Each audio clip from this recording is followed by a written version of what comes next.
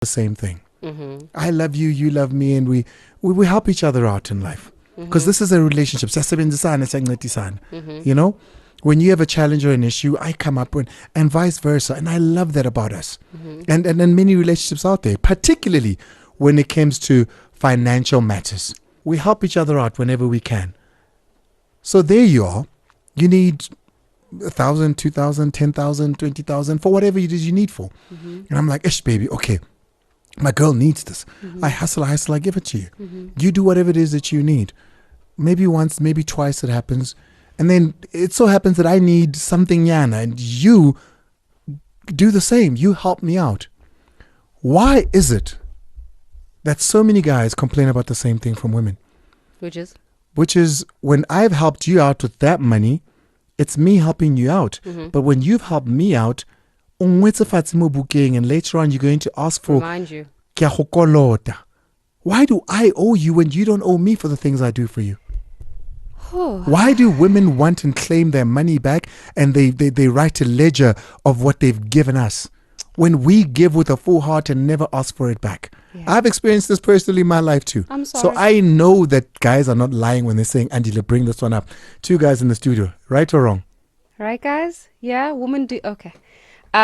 So the issue around money and us borrowing or lending each other money. Yeah, what do we do in a relationship with money? What do we do when it comes to money?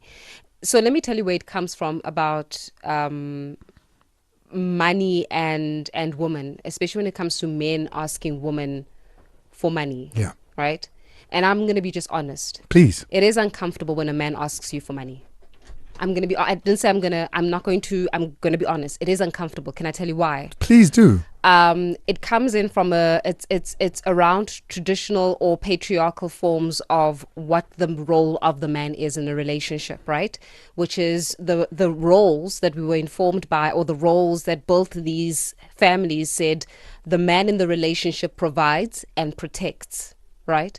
So as soon as you, Andile, come to me, Faith, and ask me for money, whether, let's say that a deal has gone wrong and you need 25,000 Rand for me to save you, or like a quick 30,000 bucks or whatever, I will interpret it as I will feel some type of way about it, and simply because of the patriarchal foundations that said men are there to provide and to protect.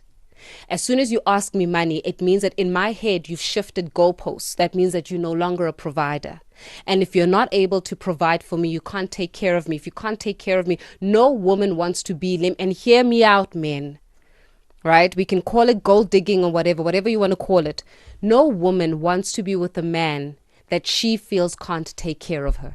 No one. Ask a woman, they don't want to be with a man that they feel like can't take care of them. And that's why it is so, and I'm going to admit it, absolutely, it is double standard. Because when I come to you and I say to you, yo, baby, I've run out of money, I need 5,000 Rand. What does Andile do? Andile makes a plan and he gives me 5,000 Rand. And what do?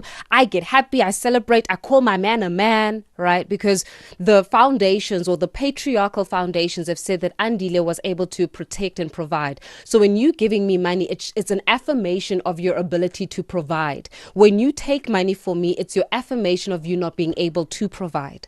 So I will receive it in such a way that if I'm not able to be with a man that is able, or if he's not able to provide for me and protect me, he can't have a home with me, because if you can't provide for me, you can't protect me.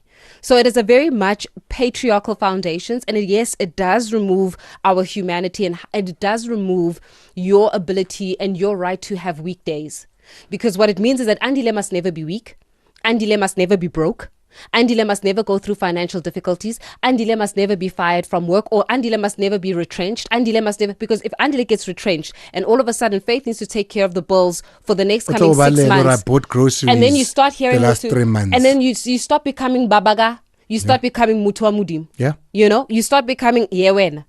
Because the disrespect creeps in, because Andile's, how I had formed Andile, or how I had been, or how I'd shaped Andile as a provider and protector. As soon as Andile loses that ability to provide and protect, the first thing that I do is discredit your manhood. Because for me, your manhood is built on centered around being able to provide, and which protect. equals money. provide and protect, which equals to money, right? Is Andile able to get me a house? Is Andile able to get me a car? Is Andile able to do all of these things, right? I feel pity for our kids who have to grow up with this mindset. But then we have to be the one, and I also have to decolonize myself from this, right? Because if I'm going to look at it from that way, it means that Andile must never be weak. Andile must never be human. Andile must never go through... Right? You must decide, what is this 50-50 we speak of? And if you do want patriarchy, you can't want it when it comes to my finances only.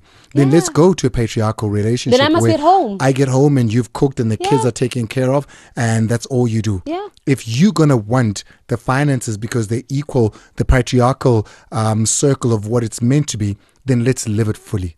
But we carry on with this conversation, of course, on social media. It's Snawa, SNAWA, on all social media platforms. Go check it out and let's hear your